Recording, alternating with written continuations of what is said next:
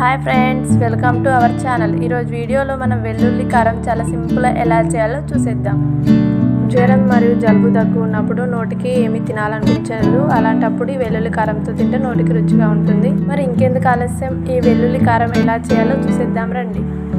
ముందుగా 3 medium size వెల్లుల్లి తీసుకొని పొట్టు తీసి రోల్లో వేసి కచ్చాపచ్చా దంచుకోవాలి. ఇప్పుడు స్టవ్ ఆన్ చేసి ఒక గిన్నె పెట్టుకొని 1 టేబుల్ స్పూన్ వరకు నూనె వేసుకోండి. నూనె కొద్దిగా వేడెక్కాక ఇందులో పోపు దినుసులు వేసుకోండి. ఇప్పుడు ఇందులో కొద్దిగా మినపప్పు వేసుకోండి, కావాలంటే శనగపప్పు కూడా వేసుకోవచ్చు. ఇప్పుడు ఇందులో మనం ముందుగా దంచి పెట్టుకున్న వెల్లుల్లి వేసుకొని బాగా ఫ్రై చేసుకోండి. ఇందులో కొద్దిగా కరివేపాకు యాడ్ చేసుకోండి. ఇప్పుడు వెల్లుల్లి కొద్దిగా పచ్చివాసన పోయి ముదురు గోధుమ రంగులోకి వచ్చే వరకు ఫ్రై చేసుకోండి. ఇప్పుడు ఇందులో రుచికి సరిపడా ఉప్పు మరియు 3 టేబుల్ స్పూన్స్ వరకు కారం యాడ్ చేసుకోండి. స్టవ్ లో ఫ్లేమ్లో ఉంచి మొత్తం అంతా కలిసే వరకు కలుపుకోండి. స్టవ్ ఆఫ్ చేసి ఒక సర్వింగ్ బౌల్లోకి తీసుకోండి. ఎంతో రుచికరమైన వెల్లుల్లి కారం రెడీ అయింది.